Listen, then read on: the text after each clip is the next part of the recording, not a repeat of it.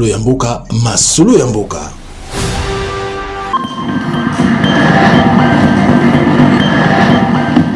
Mesdames et messieurs de la presse, bonsoir, très heureux de vous retrouver.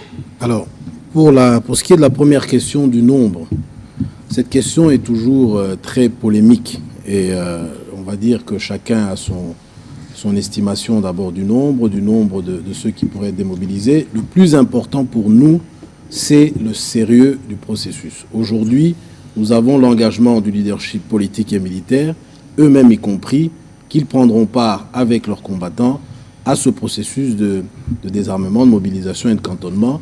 Et donc, nous allons tout mettre en œuvre pour que la totalité ou l'intégralité de ce qui reste, finalement, vous l'avez entendu, le nombre était déjà assez résiduel, de ce qu'il reste des FDLR puisse prendre part à ce processus de démobilisation.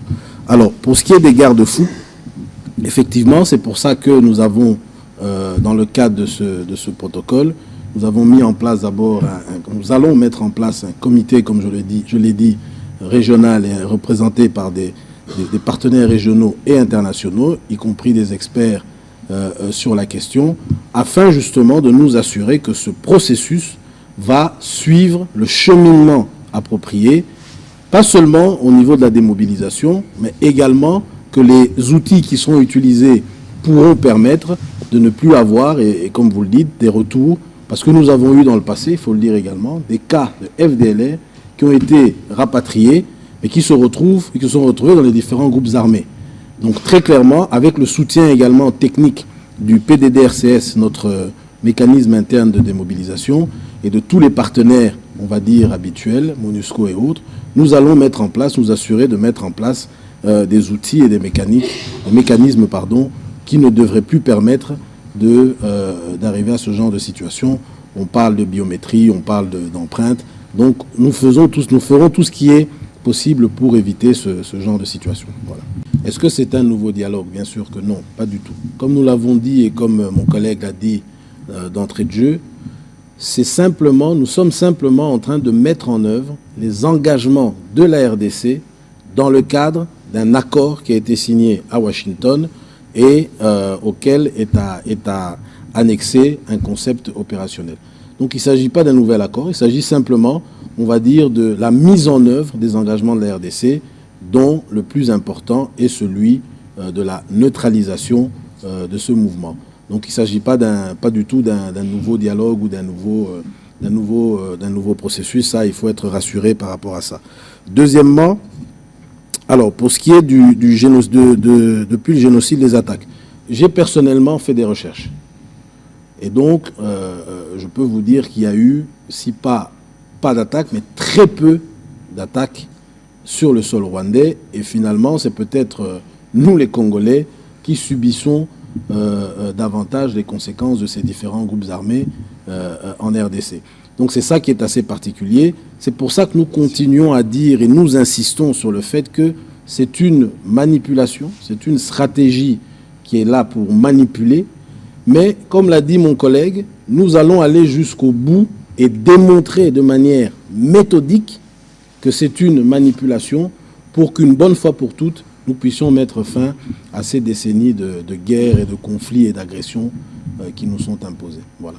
Alors pour ce qui est du timing, nous avons le PDDRCS, la structure technique de démobilisation de l'État congolais, qui a travaillé sur un plan opérationnel qui inclut un chronogramme et un budget. Nous allons d'ici là officialiser et présenter officiellement ce plan, après nous être accordés bien évidemment avec les différentes parties prenantes. Donc il y aura clairement un chronogramme adossé à ce plan opérationnel qui nous permettra de déterminer dans quel délai nous espérons finaliser ce processus. Alors pour ce qui est de la partie occupée, effectivement, il est important également de préciser que dans les discussions qu'il y a dans le cadre des accords de Washington, lorsque les 6 zones opérationnelles ont été identifiées, l'accord était également que le Rwanda retire ses troupes progressivement des différentes zones pour permettre à la RDC de pouvoir procéder à son engagement de neutralisation. Il y a eu un semblant, vous l'avez vu, qui a été fait dans le Nord, mais ensuite le Rwanda s'est arrêté en disant que la RDC ne remplissait pas ses engagements de neutralisation et qu'ils estimaient que nous ne posions aucun acte qui confirmait que nous allions dans le sens du respect de nos engagements. Eh bien, aujourd'hui, il est clairement établi aujourd'hui que nous étions en train d'y travailler et que nous avons un résultat clair et palpable qui devrait maintenant pousser et faire en sorte que le Rwanda puisse commencer à quitter le territoire congolais pour faciliter justement la démobilisation du plus grand nombre de ces combattants, dont la grande majorité se trouve, comme vous l'avez dit, dans les zones qui sont contrôlées par le Rwanda. Pour être plus précis, Monsieur le ministre, ça veut dire qu'il y a le protocole d'accord qui a été signé et les FDLR ont manifesté leur volonté de s'y rendre, mais pour qu'ils s'y rendent, par exemple, dans les zones qui ont été identifiées, il faut que les Rwandais quittent. Tout à fait. Absolument. Mais les premières réactions que nous avions vues des autorités rwandaises ne sont pas de nature à faciliter la mise en œuvre, justement, de ce qui a été signé. Ce qui confirme, encore une fois, ce que nous disons ici, ils ont semblé être, on va dire, surpris du fait que la RDC ait travaillé méthodiquement sur cette question. Et aujourd'hui, bon, ils semblent contester ce que nous avons fait, mais nous restons droits dans nos bottes, comme on dit. Nous allons rester droits, méthodiques, comme je l'ai dit, et nous allons emmener cette question jusqu'au bout parce que il est temps que nous mettions fin, très sincèrement, que nous mettions fin à ce conflit qui a fait beaucoup trop de dégâts au sein de nos populations. Nous n'avons pas de travail particulier à faire avec eux, si ce n'est d'obtenir d'eux qui respectent les engagements qui ont été signés et souscrits dans tous les forats internationaux auxquels on a participé. Il y a un accord. Tout ce que nous attendons d'eux, c'est de faire leur part dans le cadre de l'application de l'accord. Alors, sur la question, évidemment, aujourd'hui, avec l'évolution que nous avons, il est clair que nous avons fini tous les prétextes du Rwanda. Il restera évidemment des questions de mise en œuvre parce que n'oubliez pas, c'est un désarmement, c'est un cantonnement avec évidemment possibilité de retour au Rwanda parce que c'est des citoyens rwandais qui ont le droit à la cité là-bas. Nous l'avions fait par les passés, ceux-là doivent aussi être rentrés et trouver leur place au Rwanda. Et donc il y a cette dimension qui est en cours et pour nous, nous donnons le moyen pour que cela devienne une réalité. Nous connaissons l'attitude de ceux d'en face parce que là, encore une fois, nous allons, comme pour les autres prétextes, les amener au bout du rouleau pour arriver à démontrer clairement que les FDLR dont ils parlent, c'est nos minerais. Les FDLR dont tu parles, c'est moins ces Rwandais qui n'ont pas autant de capacités de nuisance qui les prêtent. Sinon, ils ne réinventeraient pas le prétexte d'idéologie génocidaire parce que c'est un concept qui est abstrait. Une idéologie ne se combat pas en occupant les pays d'autrui et en maintenant les pays d'autrui dans une gouvernance par crime. Voilà. Monsieur le ministre. Merci, chers collègues. Alors, sur les sites de cantonnement, c'est un point extrêmement important. Cela fait d'ailleurs partie des conditions, l'une des premières conditions qui a été donnée par les FDLR. Quand on a dit sites sécurisés, c'est que ces sites devraient être suffisamment, d'abord, éloignés des zones de combat, parce que la crainte, et nous le savons très bien, ça a eu lieu dans le passé, c'est que ces sites puissent être sabotés. Et bien évidemment, il y a aujourd'hui une analyse qui est en train de se faire pour que ces sites soient localisés dans un endroit le plus approprié. Et pour ne pas justement, comme vous le pouvez le craindre, engendrer plus d'insécurité dans les zones, dans la zone dans laquelle ce site sera installé. Donc tout cela sera présenté au même moment que le plan opérationnel dans les prochains, très prochainement. Alors, pour effectivement renchérir et revenir sur la question liée à savoir si nous travaillons avec le Rwanda, alors moi, peut-être que je l'ai comprise différemment. Est-ce que la question est de savoir si le Rwanda est informé? Nous avons un facilitateur. Ça, ce n'est pas de notre rôle. Nous avons un facilitateur qui a le rôle de s'assurer que chaque partie puisse être informée de différentes évolutions. Et nous avons des réunions périodiques qui sont organisées Donc oui, le Rwanda, clairement est informé à travers ces différents mécanismes. Notamment les JOC, les comités conjoints de surveillance de l'accord, qui réunit les représentants de la RDC, du Rwanda et des États-Unis. Vous avez vu en janvier, lorsque les pères, le Rwanda et les fils M23 ont quitté Uvira, vous avez vu comment la population a manifesté. Vous avez vu aussi, lorsque nous avons arraché notre qualification après notre victoire contre l'Ouzbékistan, comment les populations se sont mobilisées. Il est évident que c'est paradoxal de voir aujourd'hui le bourreau, donc le père et le fils, le Rwanda et le M23, vouloir recourir à la victime, nos populations, pour que les victimes aillent dire à la MONUSCO que vous avez tort de sanctionner ceux qui nous font du mal, ceux qui gouvernent par crime. Regardez un peu le tableau. Ensuite, c'est des billets des banques. Certaines sources rapportent même qu'il y a du renfort en termes de populations venues du père, donc du Rwanda, pour venir créer une petite masse dans la ville et manifester pour que ceux qui sont reconnus mondialement, père et fils, comme de criminels, parce que c'est documenté. Récemment, il y a eu encore une sortie du groupe d'experts pour démontrer comment il règne en viol, en torture sur des paisibles populations. Comment expliquer que ceux-là veulent aujourd'hui que cette population aille dire « Écoutez, ne nous sanctionnez plus pour les mal que nous faisons sur cette population ». Il est évident que c'est une supercherie.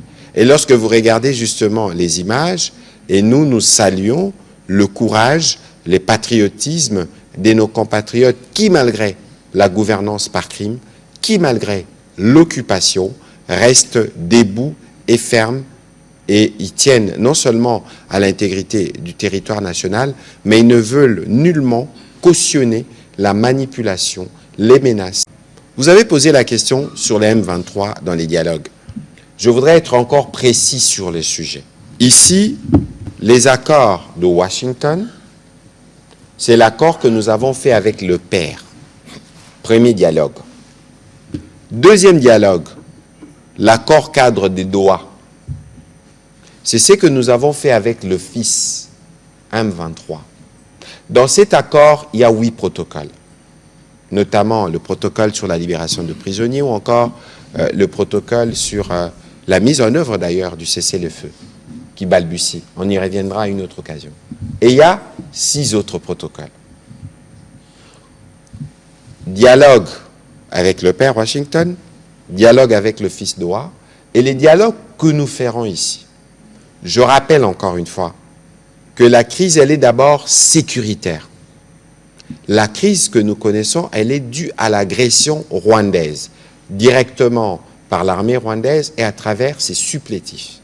Nous avons les processus de Washington et les processus de Doha qui sont, eux, censés donner la réponse à la crise sécuritaire. Mais parce qu'il y a un autre pendant en interne, parce qu'il y a un besoin pour que nous puissions être mobilisés, les dialogues qui initient et que comptent organiser les présidents de la République, je suis précis à ces sujets-là, a pour vocation de créer un front intérieur contre l'agression. Et donc, ceux du M23, qui sont déjà dans un protocole pris en charge, dans un cadre qui est pris en charge, nous avons déjà signé un accord cadre qui est en cours justement d'implémentation. N'eût été les gesticulations du père et du fils, peut-être que nous aurions déjà avancé dans ces cadres-là. Ceux-là n'ont rien à voir avec le dialogue qui est attendu ici. N'oubliez pas que le point d'intersection dans les dialogues qui est attendu ici, c'est la dénonciation de l'occupation de notre pays par le Rwanda. Alors, est-ce que le fils, dont le père a revendiqué le lien, la filiation, en disant que le sort du Rwanda ou que la survie du Rwanda est rattachée à la survie du fils, comment pensez-vous alors couper des cordons ombilicaux?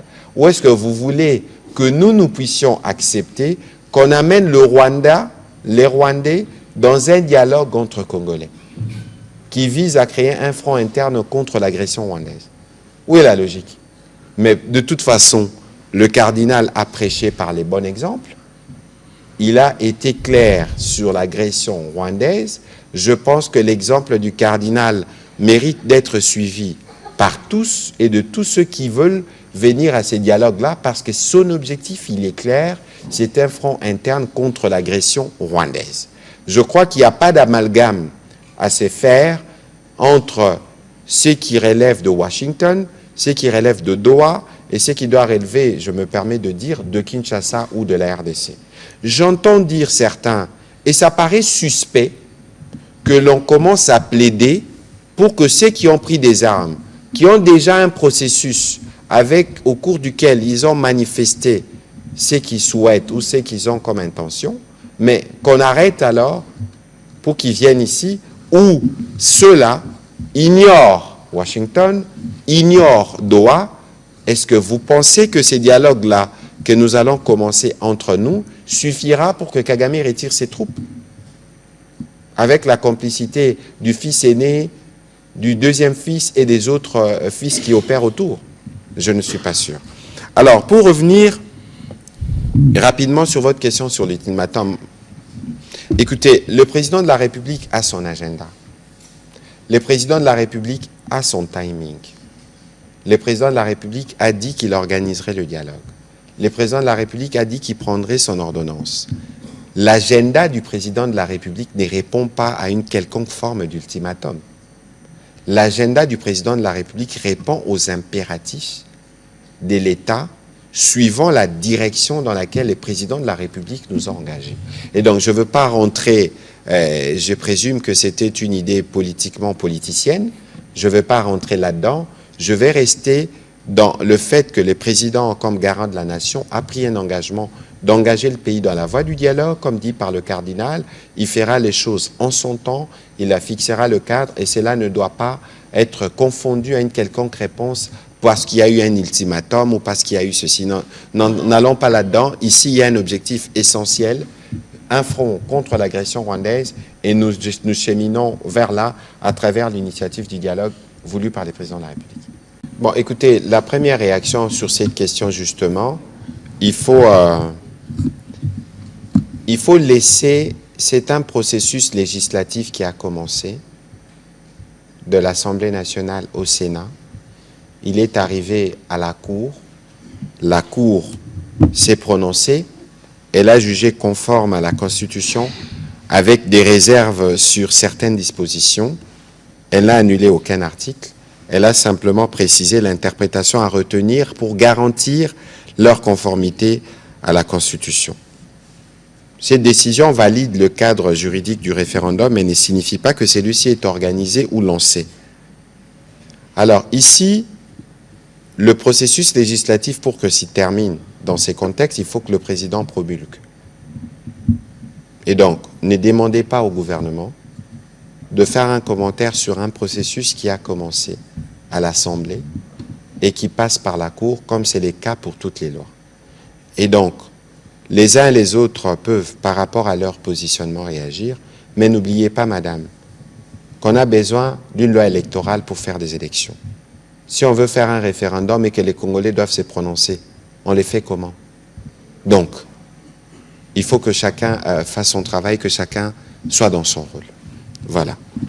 Monsieur le ministre, pour les questions qui vous concernent. Merci, cher collègue. Alors, sur la première question, pour être sûr d'avoir bien compris, c'est finalement qu'est-ce qui a été fait par les Rwandais. Alors, il est important de préciser que le retrait des troupes rwandaises de la RDC n'est pas conditionné par la neutralisation. Vous avez suivi l'un des responsables de facilitateurs qui, il y a quelques semaines, avait d'ailleurs donné un ultimatum au Rwanda pour que ces troupes se retirent de la RDC. L'ultimatum, c'était mi-juillet ou fin juillet.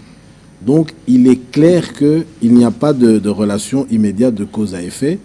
La RDC a pris l'engagement de lancer son processus de neutralisation, ce qui est fait depuis et qui se confirme aujourd'hui. Donc, le Rwanda devrait très clairement aujourd'hui se retirer. Et c'est ce que nous demandons, nous exigeons une fois de plus. Pour ce qui est des organisations régionales que vous avez citées et de la descente qu'il y a eu à Goma, je présume que vous parlez du comité de, comment on appelle ça, c'est IGVM en anglais, qui est en fait une structure qui a pour mission de contrôler et de s'assurer que le cessez-le-feu soit appliqué. C'est une structure de contrôle qui a été créée par la CIRGL. Chacune de ces organisations a ses objectifs et chacune de ces organisations a d'ailleurs sa zone géographique privilégiée. La CIRGL se focalise sur les pays, on va dire, des Grands Lacs, et elle se focalise d'abord et avant tout sur les questions sécuritaires, raison pour laquelle il y a cette structure qui a été mise en place et qui comprend les différentes parties prenantes qui doivent pouvoir maintenant faire le suivi sur terrain. Donc il n'y a pas de confusion de rôle. Chacune de ces organisations a véritablement un rôle bien précis. La CIRGL, d'ailleurs, que la RDC préside depuis l'année dernière. Voilà, donc si je peux me permettre un petit commentaire sur ces sujets-là, n'oubliez pas qu'à Luanda, en décembre 2024, nous devrions normalement signer un accord qui devait mettre fin à cette agression. Mais l'accord n'a pas été signé. Les médiateurs angolais, malgré tout son engagement et toute la bonne foi, il a subi l'absentéisme du président rwandais. Mais cette fois-ci, à Washington, nous avons un médiateur qui dispose de leviers de contraintes. C'est pour ça que vous avez vu des sanctions commencer à tomber sur le Rwanda. Ces sanctions viennent parce que le Rwanda ne respecte pas la signature de son président faite devant le président américain. Et le gouvernement américain est engagé pour que chaque engagement pris par les deux pays puisse être traduit en actes. Nous, dans ce que nous disons, le ministre Anzoluni l'a rappelé, et nous avons régulièrement l'occasion de le rappeler ici, nous faisons notre part. Et nous avons un médiateur qui regarde. Évidemment, les Américains, ils ont sûrement un palier des sanctions qu'ils pourront utiliser à tout moment pour s'assurer que les engagements pris sont respectés. Et nous sommes optimistes, nous ferons notre part, les médiateurs feront la sienne pour que nous puissions atteindre les effets escomptés par l'accord que nous avons signé le 4 décembre 2025 à Washington. Voilà, merci. Parce que ce que vous avez vu aujourd'hui, c'est le gouvernement qui a le lead. Je ne suis pas sûr qu'en termes de qualité ou en termes d'organisation, c'est minime, si je peux me permettre l'expression. Non. Ici, d'abord, il faut saluer l'initiative de la Première Dame, parce que c'est aussi de cette manière qu'on prouve son altruisme et qu'on démontre que l'engagement le plus important à un certain niveau, c'est d'être en mesure de contribuer à écrire l'avenir de plusieurs.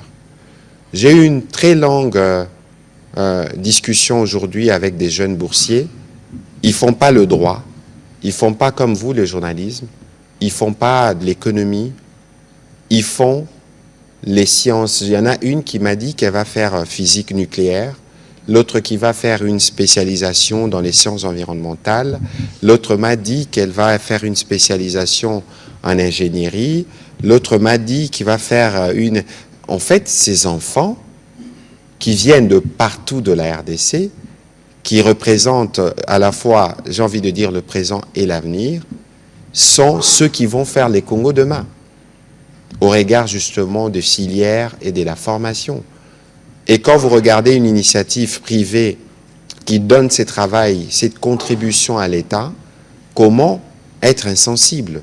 Les discours a été fait aujourd'hui par la Première ministre et c'est dire que le gouvernement a pris la question en main. Évidemment, 185, c'est beaucoup, mais c'est peu par rapport au nombre d'enfants que nous avons et au nombre des ambitions que cela suscite. Moi qui vous parle, nous avons tous des enfants de nièces. L'unité des mesures pour les enfants aujourd'hui, c'est d'avoir 80% minimum pour être éligible à la bourse Excellencia, éligible pour faire le test et gagner. Il y a des nièces qui ont fait 84 et d'autres qui ont fait 79, qui regrettent de ne pas avoir atteint les seuils de 80. Ça suscite l'émulation. Et donc, pour un programme comme celui-là, les gouvernements sont engagés à l'améliorer, à donner davantage pour que nos enfants puissent aujourd'hui savoir que si je suis les meilleurs de ma promotion dans mon école, je pourrais prétendre avoir cette bourse et penser ma vie autrement.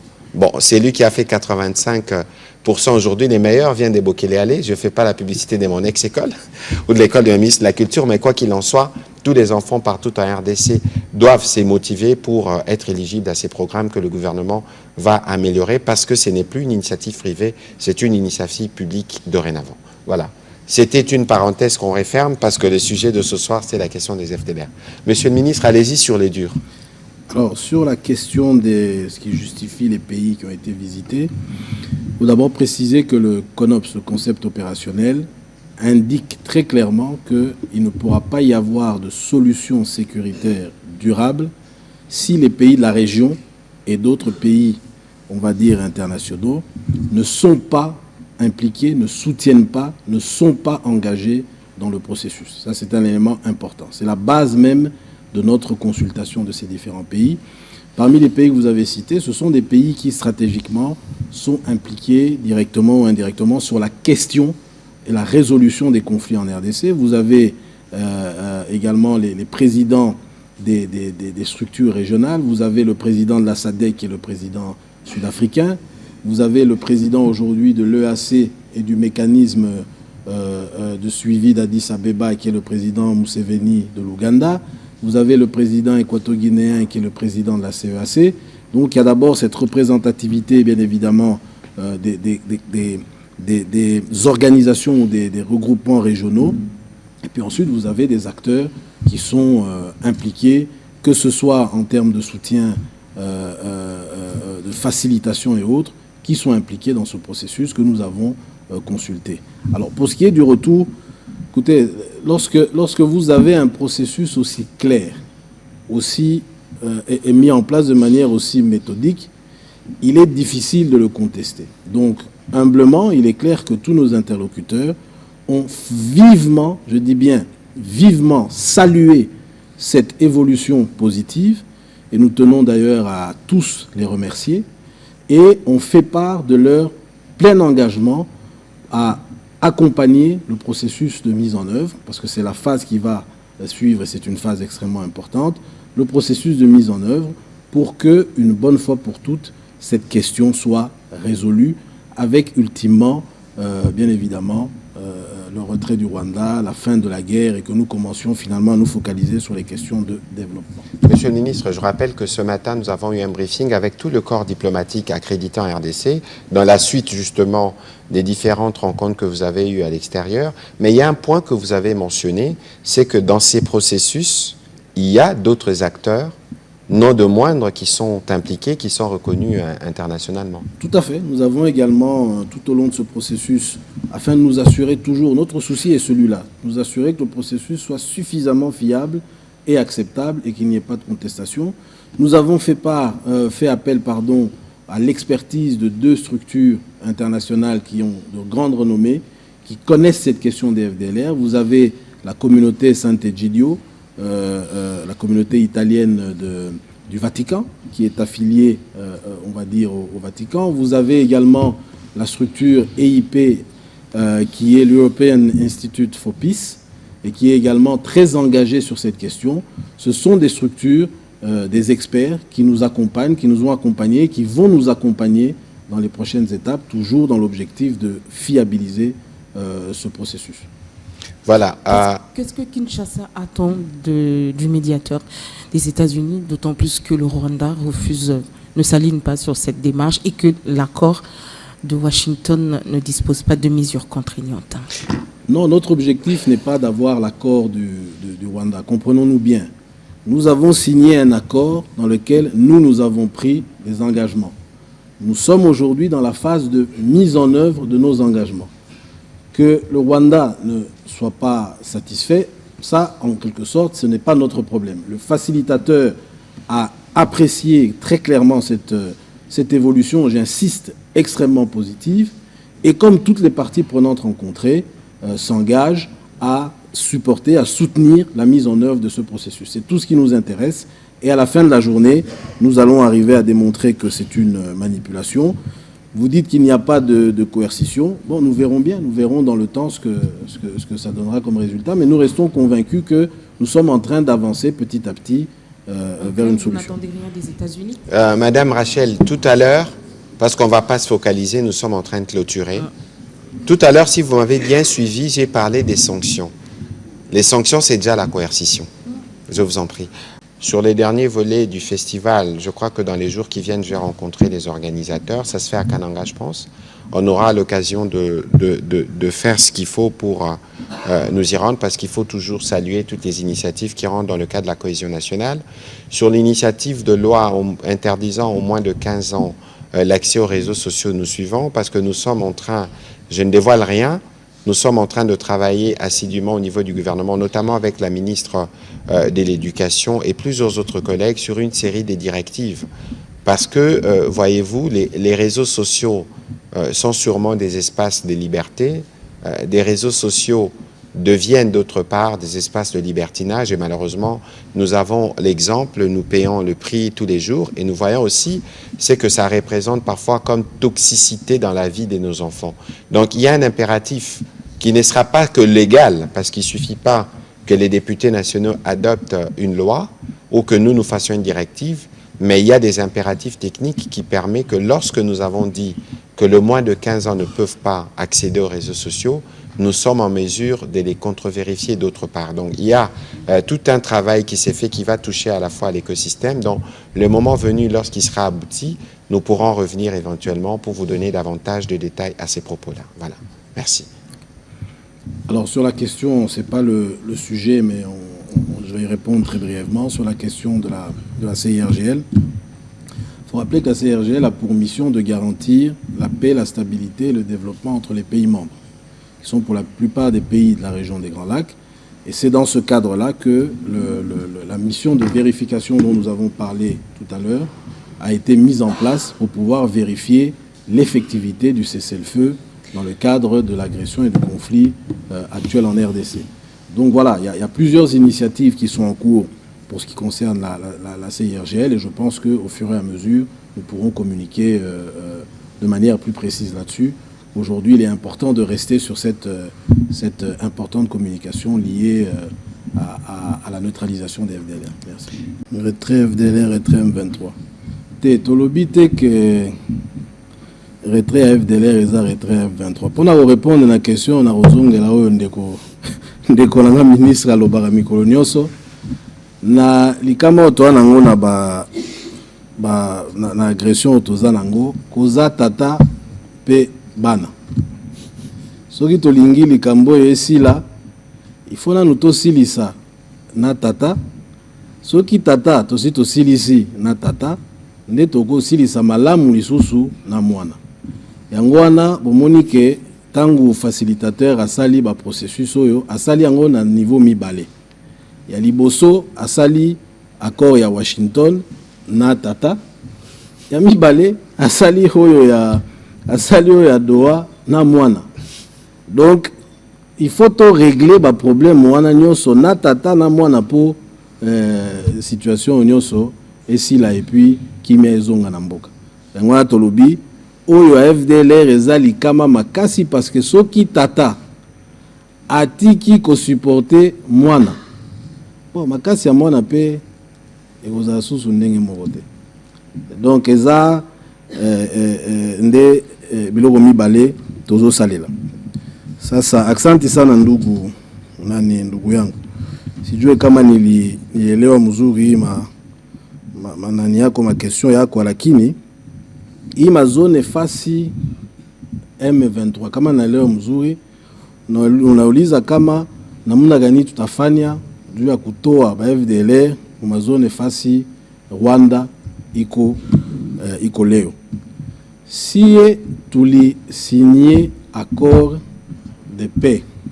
Ile accord tuli signé na facilitateur jina yake États-Unis.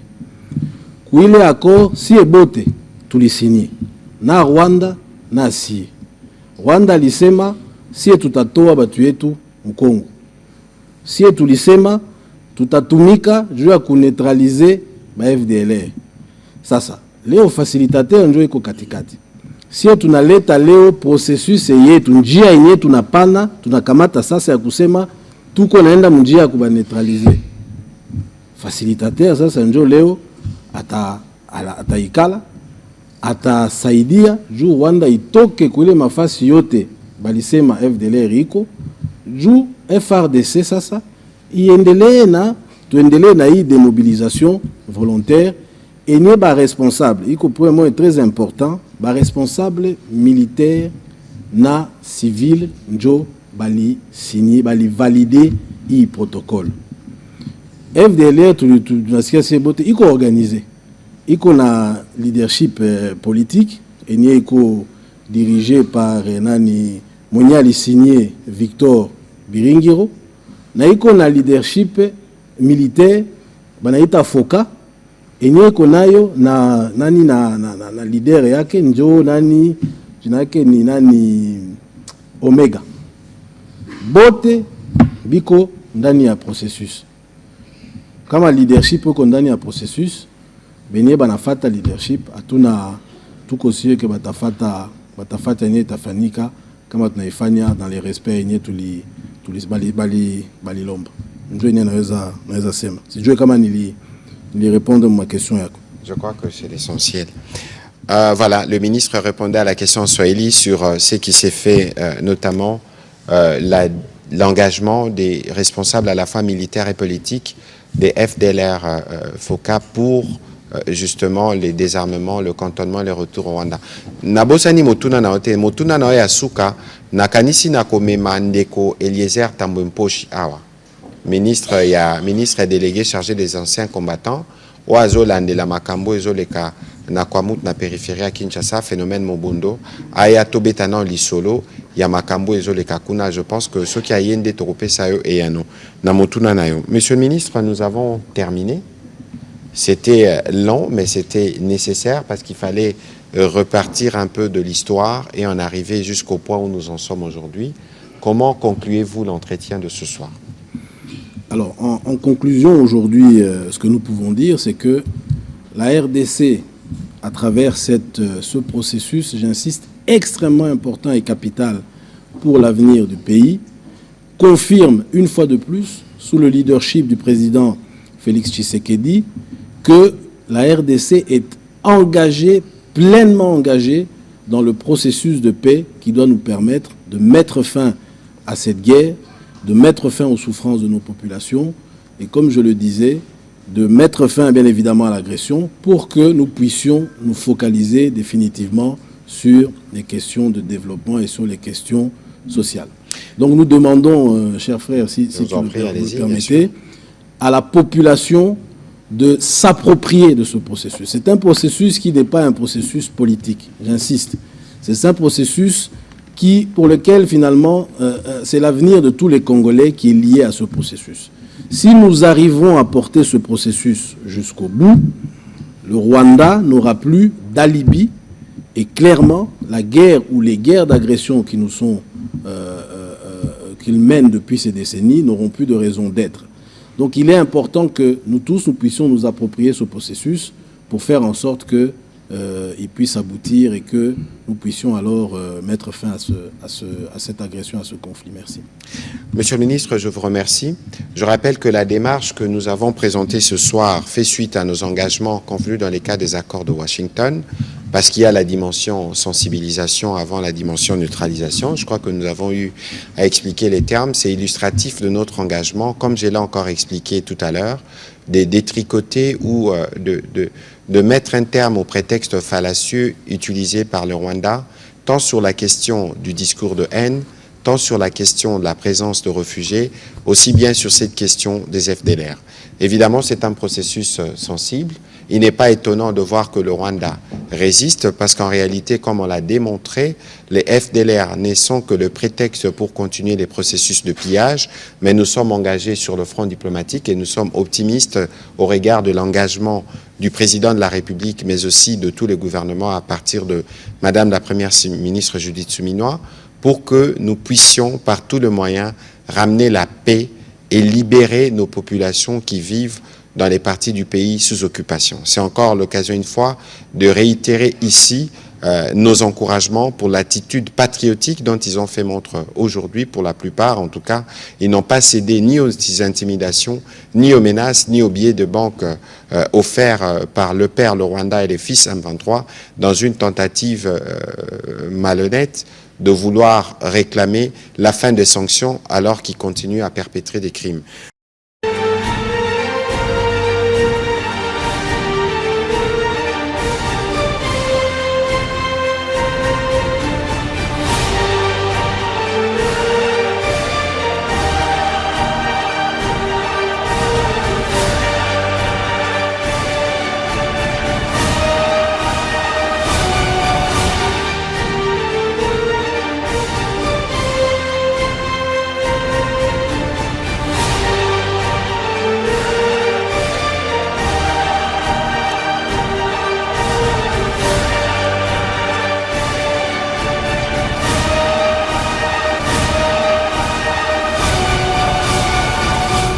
Masolo ya mboka, masolo ya mboka.